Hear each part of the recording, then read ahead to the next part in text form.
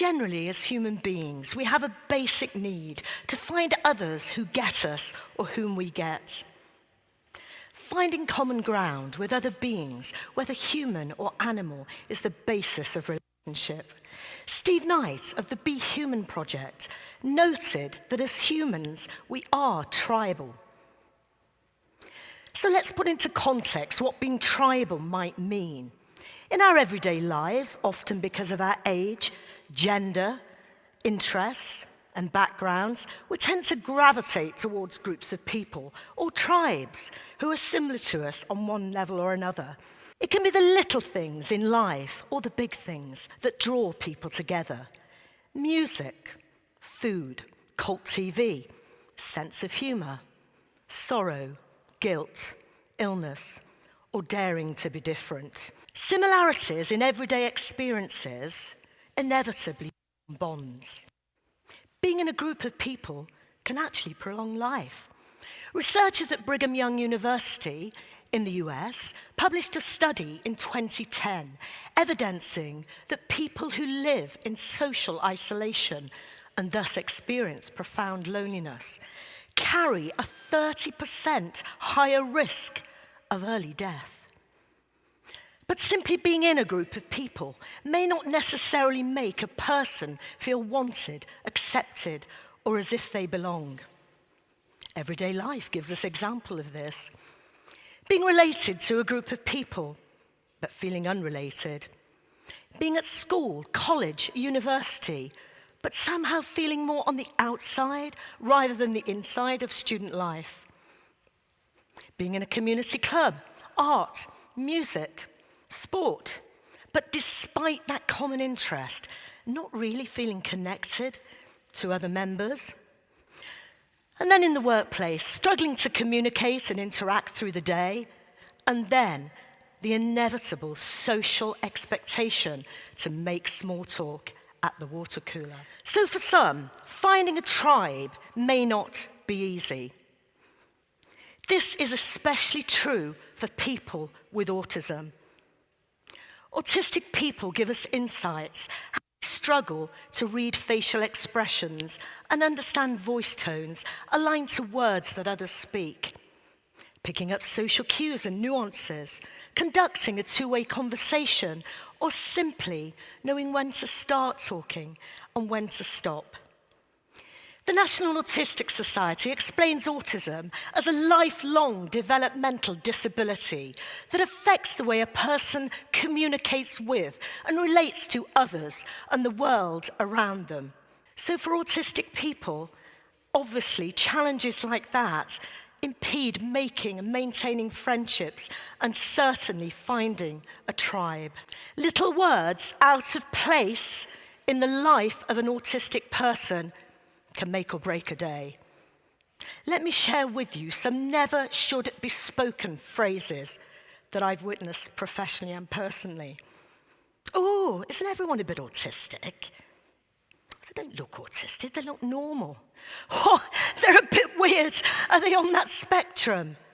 They're just naughty. It's bad parenting.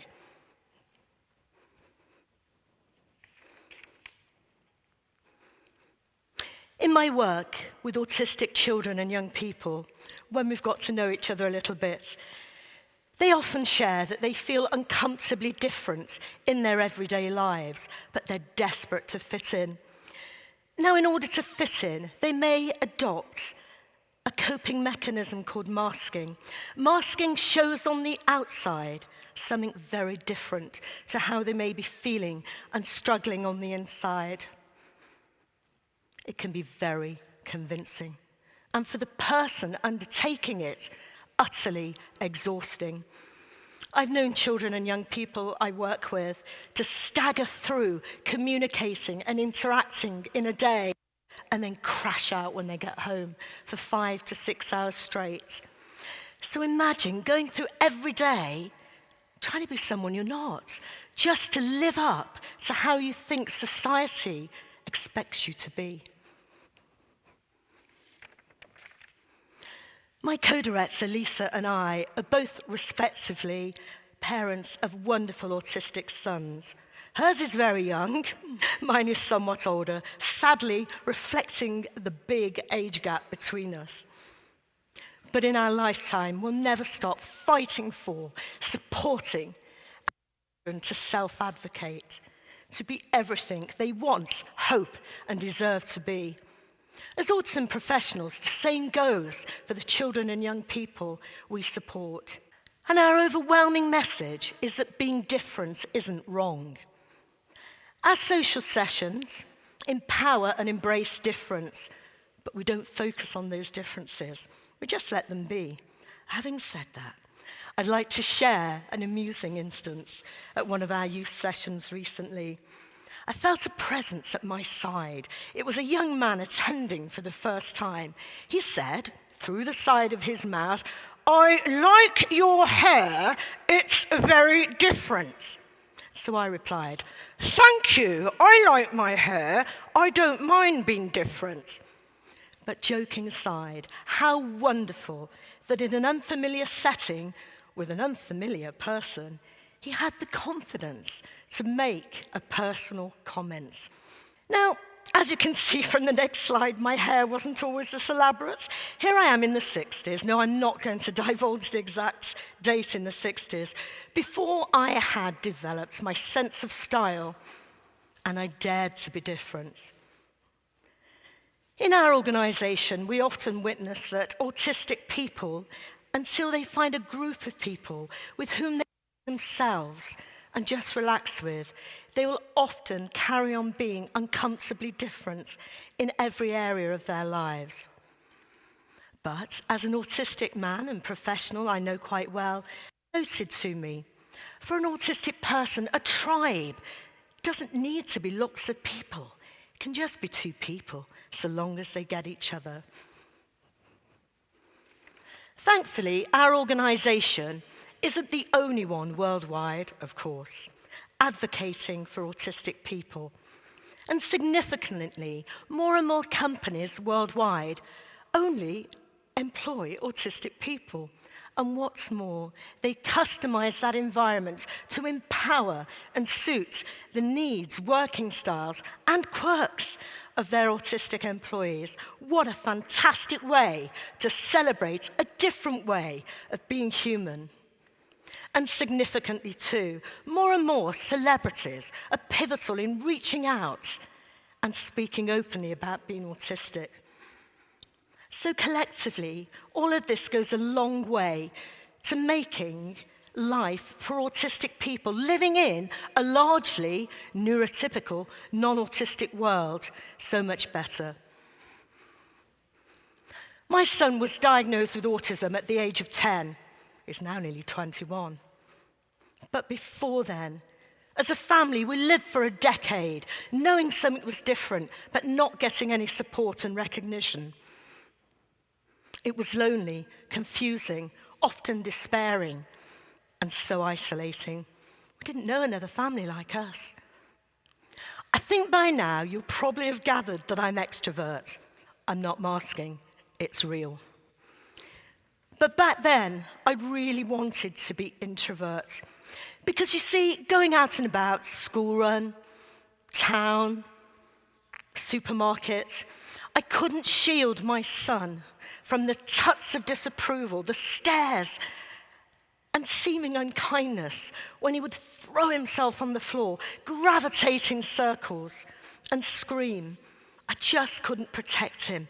But to be fair, I didn't know how to support my son then either. It was new to me, whatever it was. Sometime later, in 2012, in the early hours of the morning, after one of the worst weeks I can remember, and I have to say, I still find that week hard to remember. I put my head in my hands and I sobbed and I prayed because I couldn't do this anymore. I couldn't keep my son safe, our family safe. And then I picked up my laptop and I went online. Using social media, I wanted to see if there were any others out there like us. And there were. And they too wanted to find others like them. So I called a gathering in my humble end Victorian terrace in Banbury. It was a really tight fit, but it was exhilarating because I'd found my tribe. 8 years on, that tribe serves a community as an autism support organisation of nearly 3,000 people, in person and online. It's formalised as a community interest company, running autism-specific social sessions in community space, operating bespoke education and support services, and providing emotional and practical family support. Along the way, I'm delighted to have won hearts and minds of professionals in education and mental health, and they too now contribute to the work we do with autistic children, young people, and adults. I'd like to share some pictures of my tribe. First of all, the youth, age 10 and upwards. All of our groups, by the way, are for before and after diagnosis of autism. My son wasn't diagnosed for a decade, but I still lived an autism life. I'm sorry about the lady with the high hair popping up on all these pictures, by the way. Now, our junior group, that is for age 10 and under. And then we come to the girls. Now, please don't think we're discriminating here, we're differentiating, because autism in girls presents very differently. They wanted and needed their own space. And yes, they do come to the other groups, but... And then if I move on to my core tribe, my team, co-director, church minister, parent volunteers, youth ambassador, bald husband, and education and mental health professionals. Being in this tribe has enriched my life beyond measure and given it fantastic purpose and a career change.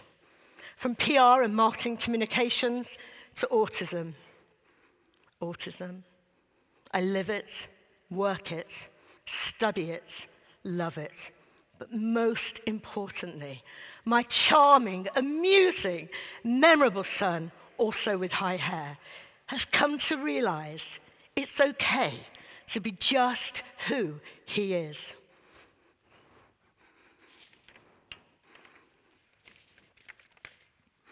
So it's important to remember that as individuals, irrespective of our neurological makeup, that we can all learn from each other for the better of each other, whatever tribe we're in.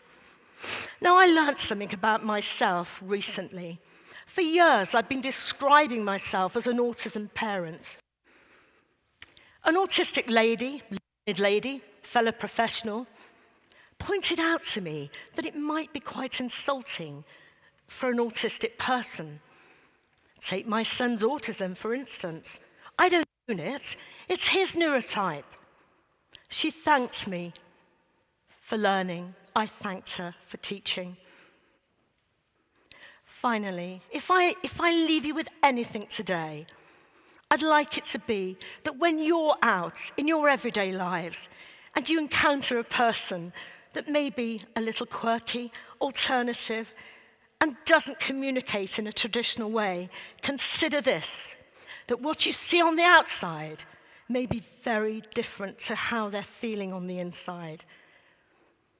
Because little words out of place in the life of an autistic person can make or break a day, or more critically, a life. Thank you for listening.